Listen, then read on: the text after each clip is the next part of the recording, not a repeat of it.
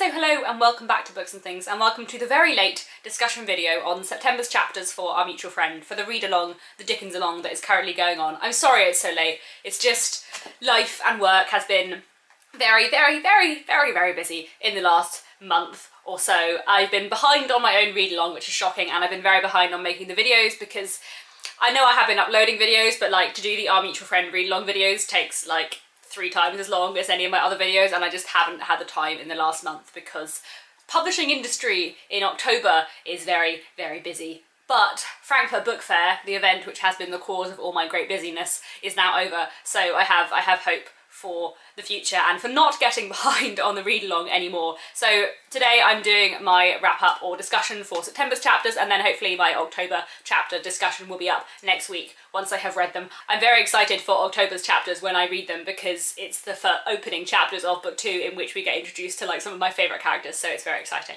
Anyway, back to September's chapters, let's talk about them.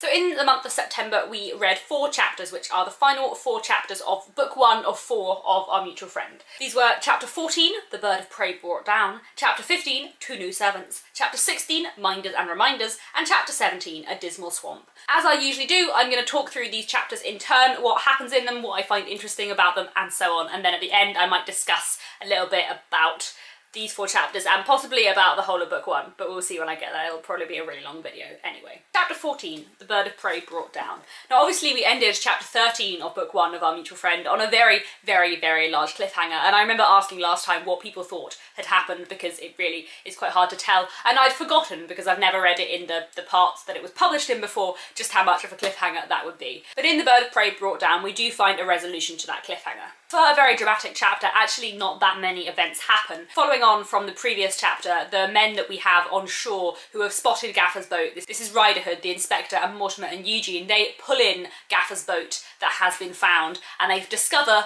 when they find his boat that there is a body attached to the boat. They all immediately suspect that it's someone that Gaffer has picked up from the river as he so often did, but no, it turns out that it is in fact Gaffer who has been drowned by his own tow rope. So rather dramatic and not exactly the result that Riderhood is hoping for. But then after they found Gaffer's body, Eugene just vanishes, just disappears from the scene, leaving Mortimer completely alone. Mortimer tries to work out where Eugene has gone, but can't discover him, and it's not until he reaches home himself that he again discovers Eugene coming in somewhat after him, who says that he's been for a walk. Now a lot is going on in this chapter, as well as the dramatic climax of book 1 in a way. We also have this growing interest of Eugene's in Lizzie's and a growing desire to defend her. So when Riderhood says that even if he can't lay hold of Gaffer and he can't find Gaffer, he would like to arrest Lizzie, Eugene is absolutely incensed and refers to Riderhood as a vermin and a water rat, which is quite entertaining because I feel that Riderhood is not a very nice man, but Lightwood is startled by Eugene's unusual heat, and there is this implication that Eugene is not usually so angry and that therefore Eugene has some kind of particular interest in the situation. And then of course we have Eugene's disappearance, and it's not, I don't think it's ever made clear in the book exactly where he's gone, but it's certainly implied to me that he has gone to see Lizzie, and that is what his behaviour is kind of leading up to. You see this growing interest in her over this chapter and the previous ones. And of course there is the irony of the fact that Gaffer is found to have been strangled and drowned by a rope around his neck, by his own rope, because of course Eugene and Mortimer and the Inspector have gone with Riderhood, because Riderhood says that he has information that Gaffer Hexam has done the murder of John Harmon, and if they had picked him up and they had found him guilty of the murder of John Harmon, he might well be hung. As it is, he is hung by his own rope, so it's just quite an odd, ironic situation, and there is this idea, of course, the great irony of the fact that he is killed by his own rope, that he is killed by the profession that he does, by this morbid profession that he does that always makes him so close to death. The fact that Gaffer is found being dragged along by his own boat as if he was one of the corpses that he had picked up in the river. It's so dark and so creepy, but also so very clever of Dickens, and such a wonderful but horrible image. And we have some absolutely beautiful, stunning language in this chapter that I really love. I think Dickens's description of the river and the atmosphere in this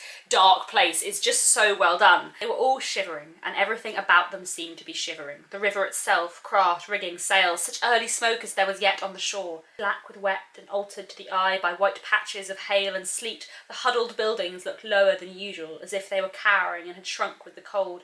Very little life was to be seen on either bank, windows and doors were shut, and the starting black and white letters upon wharves and warehouse looked, said Eugene to Mortimer, like inscriptions over the graves of dead businesses. Everything in Our Mutual Friend relates back to death and money, and the language with which Dickens writes certain passages in Our Mutual Friend are just so infused with death in such a clever way. And then another point of interest in the language here, which I find really fascinating, is that immediately after Gaffer is found dead, Dickens almost slips into Lizzie Hexam's voice. They ran to the rope, leaving him gasping there. Soon the form of the bird of prey, dead some hours, lay stretched on the shore with a new blast storming at it, and clothed the wet hair with hailstones.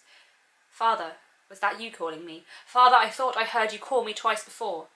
Words never to be answered, those upon the earth side of the grave. The wind sweeps jeeringly over father, whips him with the frayed ends of his dress and his jagged hair, tries to turn him where he lies stark on the bank, and force his face towards the rising sun, that he may be shamed the more.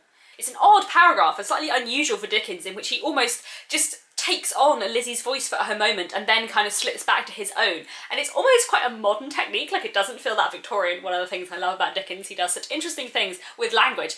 And it is quite a significant chapter, and there is this moment in which he slips into Lizzie's voice as if somehow Lizzie would intrinsically know the moment that Gaffer is found dead, and also as though even though Lizzie isn't in this chapter and she is not seen within this chapter, her presence is so severely felt, both in this moment and also in the implication. Everything in here is going to affect Lizzie hugely, and we know this, and Eugene knows this as well. In this way, in this chapter, Lizzie is very present despite being absent. And that's the case for a lot of Our Mutual Friend. Think about the character of John Harmon, for example, who is always absent and dead, but constantly present and featured and influencing everything within the book. Both the son and the father, both Mr. Harmons, are so significant to the plot even though they are absent and they are dead. And then we have chapter 15, Two New Servants. This chapter could be easily split into three. In the first third of the chapter, Mr. Boffin is visited by Mr. Rokesmith. After some discussion, Mr. Boffin engages Mr. Rokesmith as his secretary and his man to sort out all of his papers and be sort of his steward and sort of his secretary and a bit of a mix. Then in the second half of the chapter, Mr. Boffin meets with Weg and engages Weg to stay on at the Bower when they are gone to their new fashionable house and to look after it for him. And then in the third part of the chapter, we have this quite significant scene between Mr. and Mrs. Boffin, in which Mrs. Boffin is upstairs and suddenly begins to see the faces of her old master and the boy and the girl around the house, and begins to feel almost haunted, and Mr. Boffin goes and comforts her. Now, beginning with the first third, in which Mr. Boffin meets with Mr. Rokesmith, I do have to say I greatly enjoy the way that Dickens describes Mr. Boffin and his papers. Many disordered papers were before him, and he looked at them as hopefully as an innocent civilian might look at a crowd of troops who he was required in 5 minutes' notice to manoeuvre and review. Mr. Boffin drew a long breath, laid down his pen, looked at his notes as doubting whether he had the pleasure of their acquaintance, and appeared, on a second perusal of their countenances, to be confirmed in his impression that he had not. I always enjoy in Our Mutual Friend the way that Dickens so lovingly describes the Boffins, because Mr. Boffin cannot read, but the way that Dickens describes his looking at the papers that he is slightly intimidated by is so lovable and so warm that you just automatically warm to the Boffins, as you do in so much of this book. The same is true of the way that Dickens describes Mrs. Boffin, especially the way that her dialogue is, the fact that she calls everybody dearie and is so cheerful and well-meaning all the time. And likewise, the way that Dickens describes their relationships and the dynamic that Mr. and Mrs. Boffin have together is really important. It's significant to note that there are not many happily married couples in Dickens, but Mr. and Mrs. Boffin are one of them, and therefore the way that they are described is quite important to look at. So if you think about the way that their house is set up so that it's not Mr. Boffin's or Mrs. Boffin's opinion that decides how their house is, but they have their different sides of their room in which they have their different tastes, and their different tastes are represented. Likewise, Mr. Boffin is very considerate of and almost always takes Mrs. Boffin's opinion on any situation. Mr. Boffin gives the position of secretary to Mr. Rokesmith, but it is Mrs. Boffin who tells him to do so, and it is her influence that is important here, and her decision, effectively, which is what helps them make the decision together. And the fact that Mr. and Mrs. Boffin make so many decisions together, and that Mr. Boffin always listens to his wife's opinion, is quite significant, because they are one of the few happily married couples in Dickens, and they are also one of the few married couples in Dickens which treat each other as equals. But perhaps my favourite line in the whole chapter is one from Mr. Boffin to Mr. Rokesmith. "It rather puzzled me at the time," said Mr. Boffin, "and it rather puzzled me and Mrs. Boffin when we spoke of it afterwards, because, not to make a mystery of our belief, we have always believed a secretary to be a piece of furniture, mostly of mahogany, lined with green baize or leather, with a lot of little drawers in it. Now, you won't take a liberty when I mention that you certainly ain't that.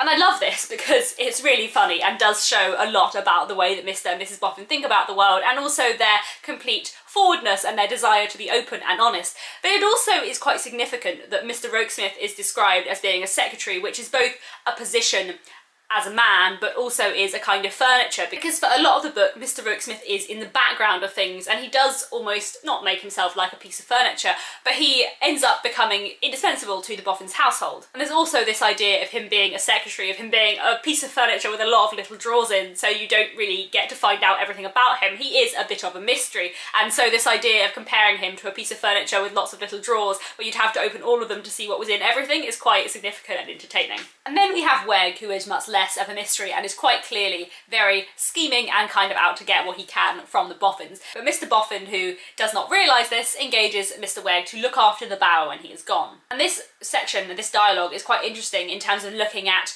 how our mutual friend explores ideas of respectability and masculinity and how these two go together, because Weg really would like as much money for as little effort as possible, but he makes this great show of not wanting to be left to look after the bower if it's not actually active work, because he wants to be paid for real work. He doesn't want to be pensioned off. He makes this great show of wanting to be respectable and working for his living. But listen, pursued the Golden Dustman, hear me out, Weg. You have taken it into your head that I mean to pension you off, but I don't mean it.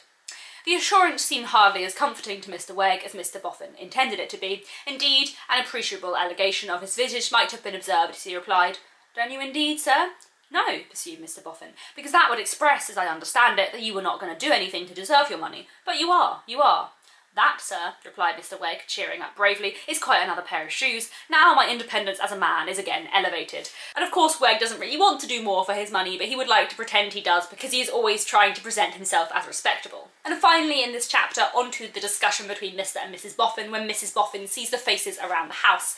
Dickens is one of those interesting 19th century writers in that he is a realist to an extent, in that for the most part, apart from like some of his ghost stories and things like The Christmas Carol, there isn't supernatural goings on in his books, but there are very, very often references to the supernatural or to ghosts, and there is this idea that this house is haunted, that the Harmons are still there. Mrs. Boffin is presented as someone who isn't fanciful. There is this great, lovely bit where Mr. Boffin says, "What is it, my dear? Why, you're frightened. You frightened?" Implying that Mrs. Boffin is not the sort to be frightened, which I really like, because I think Mrs. Boffin, though very kind and tender, is also quite a formidable character in some ways, and she has this great strength and practicality which I really like and enjoy. But by stressing the fact that Mrs. Boffin isn't fanciful, and by stressing the fact that she has not had any of these visions, as it were, before, even though they have been living in a house full of death and murder in a way for so long, is quite significant, and it makes Dickens lay more emphasis and draw your attention towards this passage and the events of it, and also why it might come here in the story rather than before. I spoke in the last chapter about those kind of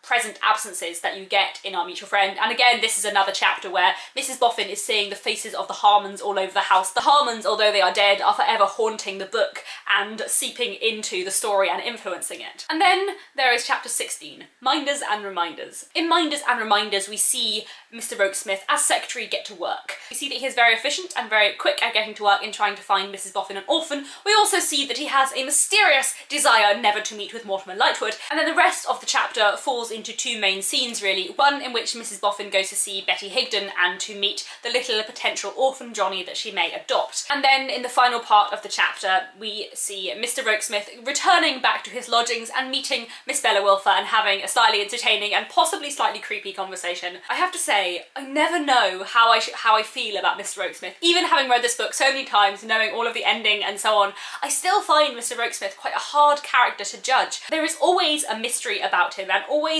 I never know precisely how to feel about Mr. Rokesmith, which is quite interesting because he is the closest the book has to a main character. He is the closest the book has to a title character. He is the mutual friend between the Wilfers and the Boffins. He is the character referred to in the title, and he is very, very important to the book. And yet, I never know how I feel about him. I never know. There are parts when I warm to Mr. Rokesmith a lot, but there are other times when I find him very unsettling and almost sinister. Not quite, but almost. For example, if we look at the beginning of this chapter, there is a lot about Rokesmith's hard work, and his hard work seems to have two possible motives. One is the desire for hard work. One is because he is efficient and useful and he wants to do a good job, but there is also this kind of implication that he wants knowledge, that he wants some kind of power through knowledge, and that by knowing more about the will and by finding out more about the situation of the Boffins, he is in some way fulfilling some kind of ulterior motive. He made no information or explanation at second hand, but made himself the master of everything confided to him. If in his limited sphere he sought power, it was the power of knowledge, the power derivable from a perfect comprehension of his business. There's something quite significant too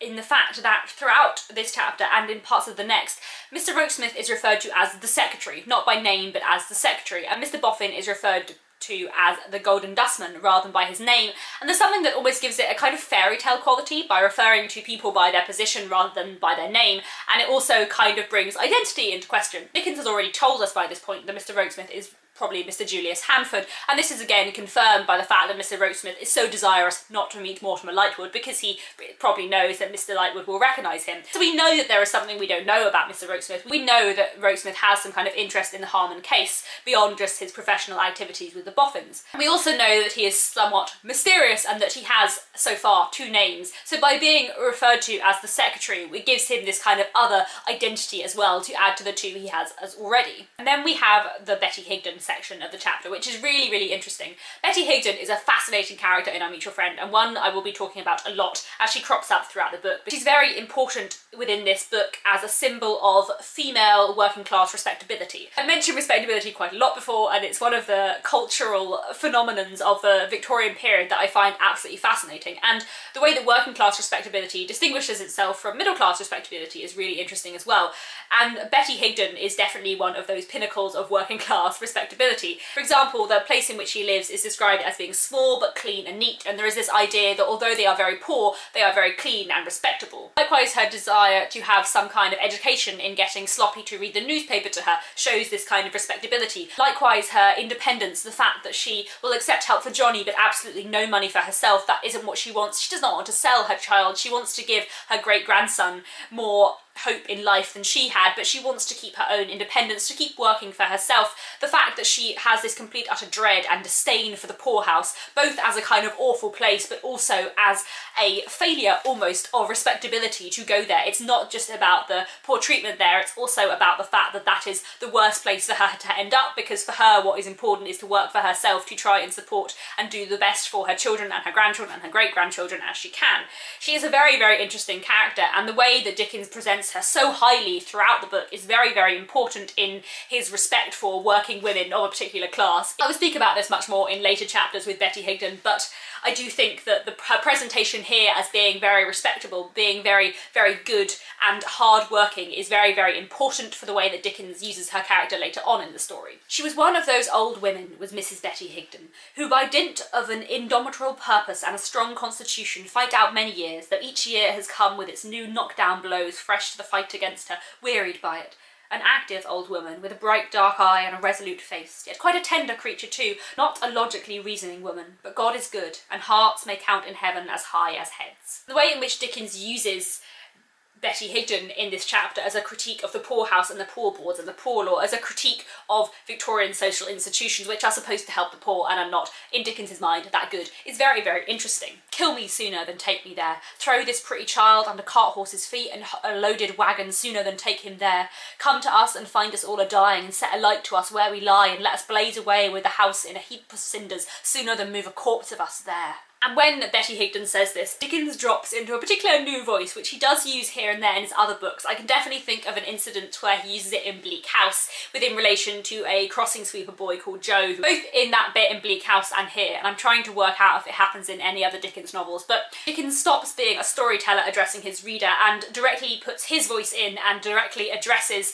Parliament and the boards. He says, "My lords and gentlemen and honourable boards," and he repeats this quite a few times in his disdain for the poorhouse. Dickens has social criticism throughout all of his books, and often it is not exactly subtle, but at least one step below the surface. Here, it is as about overt as you can get. He is shouting in the faces of the lords and gentlemen and the honourable boards. It's this combination of great critique of the poor law, but also this great uplifting of the respectable working classes, the respectable poor. And of course, also in this chapter, we have Sloppy. Now, I am very fond of Sloppy, and Sloppy does crop up again in the book, and I think he is quite an interesting character, and he becomes much more complicated than he is just here. Here he is almost just comical. He is this tall person, no one can work out if he's a man or a boy. He's obviously had this quite difficult life, but he basically sits there and laughs. But we also have this hint that Sloppy is more than just a boy who laughs a lot, because he reads the newspaper to Betty Higden, which shows that he has an education and he can read and he's intelligent, and that is quite significant. It shows that there is more to Sloppy than you would expect. And then, of course, the last part of this chapter, we have the conversation between Bella and Mr. Rokesmith. And there are so many things of significance within this conversation, so many things that fall just beneath the surface. I very much enjoy the fact that Mr. Rokesmith asks if Bella is reading a love story, and she says, "Oh dear, no, or I shouldn't be reading it. It's more about money than anything else," which is obviously very blatantly about what she very much feels about the world, but it's also her effort to show him that she has no interest in that kind of thing, because she's very aware of the fact that he admires her, and she wants to make very, very clear that she has no interest in such things at all. Bella is an odd mix of being slightly mercenary and heartless, but also really aiming to present herself that way. She kind of cultivates this image of herself as much as she does take on that image of herself. When I said earlier that I find Mr. Rokesmith quite a hard character to make out, I think this conversation is one of those conversations, because there are quite a few things he says in this conversation that are a bit creepy. For example, he says like, "I shall transact the business, you will transact the pleasure. I shall have my salary to earn, you will have nothing to do but enjoy and attract." Or he says things like, "I venture to remark that I feel persuaded that much of your loss may be repaired. I speak, of course, merely of wealth, Miss Wilfer. The loss of a perfect stranger whose worth or worthlessness I cannot estimate, nor you either, is beside the question." There's just something slightly odd about the way he speaks to her, which does come across as slightly intrusive and slightly too forward. He's described as being quite awkward and embarrassed throughout the book, and sometimes he does say things to Bella which are quite unsettling almost, and he is quite a hard character to make out. And of course we have this final section of the chapter in which we basically get quite a strong sense about the way that Mr. Rokesmith feels about Bella. "So insolent, so trivial, so capricious, so mercenary, so careless, so hard to touch, so hard to turn," he said bitterly, and added as he went upstairs, "and yet so pretty, so pretty." And added presently as he walked to and fro in his room, "and if she knew." So again, more mystery surrounding Mr. Rokesmith, and we get a sense of the way he feels about Bella, which is both drawn to her and at times almost a bit repulsed by her. And the chapter ends on an almost ominous paragraph. "She knew that he was shaking the house by his walking to and fro, and she declared it another of the miseries of being poor, that you couldn't get rid of a haunting secretary stumping overhead in the dark like a ghost," which kind of links the ending of this chapter to the ending of the previous chapter, and kind of links Mr. Rokesmith being like a ghost with the ghost that Mrs. Boffin is seeing in the house, and there is again this feel of the supernatural, of haunting, of people you cannot get rid of. The idea that Rokesmith is in some way haunting Bella and haunting the story. It's interesting that Dickens has these two supernatural references in two chapters next door to each other. Finally, chapter 17, A Dismal Swamp, the final chapter in this section and the final chapter in book 1 of Our Mutual Friend. Now this is actually a very short chapter, it's only 4 pages and not that much happens, but it basically is a roundup of the book in a way, and a description of the new lives of the Boffins and the fact that so many people are suddenly drawn to them and are suddenly writing to them now that they have money. This is one of those chapters that really reminds me why I love Dickens's writing so much, because he writes in such a wonderful, entertaining, fascinating way. Basically all that happens in these 4 chapters is people write to Mr. and Mrs. Boffin asking for money, or they write to Mr. and Mrs. Boffin asking for their acquaintance, partly because they have money. Although that is all that happens, Dickens writes it in such an entertaining, humorous and beautiful way that it becomes a really enjoyable chapter for me. All the world and his wife and daughter leave cards. Sometimes the world wife has so many daughters that her cards reads rather like a miscellaneous lot at an auction, comprising Mrs. Tapkins, Miss Frederica Tapkins, Miss Etonian Tapkins, Miss Malvina Tapkins, Miss Euphoria Tapkins. At the same time, the same lady leaves the card of Mrs. Henry George Alfred Swazi, née Tapkins, also a card Mrs. Tapkins at home, Wednesday's Music, Portland Place. Behold all manner of crawling, creeping, fluttering, buzzing creatures, attracted by the gold dust of the golden dustman. Really emphasises one of these key themes in Our Mutual Friend, which is that of money, and the fact that money draws people in, the fact that so many people are connected by this fortune, and the fact that the Boffins, who have been working class all their life and ignored by society, suddenly now that they have money, everybody is coming towards them, everybody wants to know them because they are rich, and that makes such a difference. The real power and social significance of money here is really, really felt. The fact that their new grand beautiful house ends up in a dismal swamp of letters is really, really important, and again it kind of creates this symmetry between this new grand mansion surrounded by piles of letters with the old bower surrounded by the piles of dust. The idea that even though they are now wealthy and have moved away from all the rubbish of the dust, they now get heaps and heaps of letters, which are as about as much worth as the dust. And then finally we end book one of Our Mutual Friend on a rather suspicious passage which relates to Mr. Wegg and the implication that he may be looking out for money too and is just as much of a beggar as all of the people writing letters to them. For when a man with a wooden leg lies prone on his stomach to peep under bedsteads and hops up ladders like some extinct bird to survey the tops of presses and cupboards and provides himself an iron rod with which he is poking and prodding into dust mounds, the probability is that he expects to find something.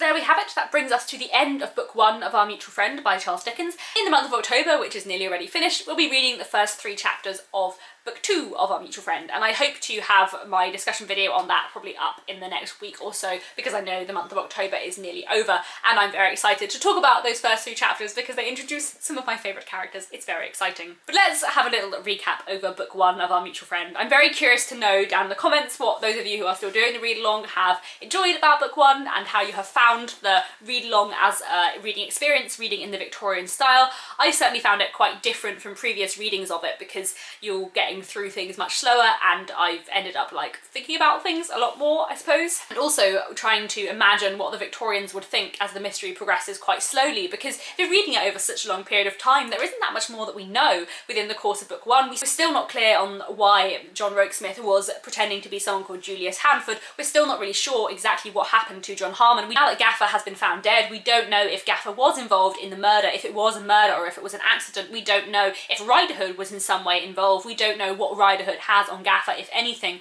We don't know exactly what Eugene's interest in Lizzie is. We don't know now what will happen to Lizzie now that her father is dead, and there are so many things to be resolved and to go on in the future.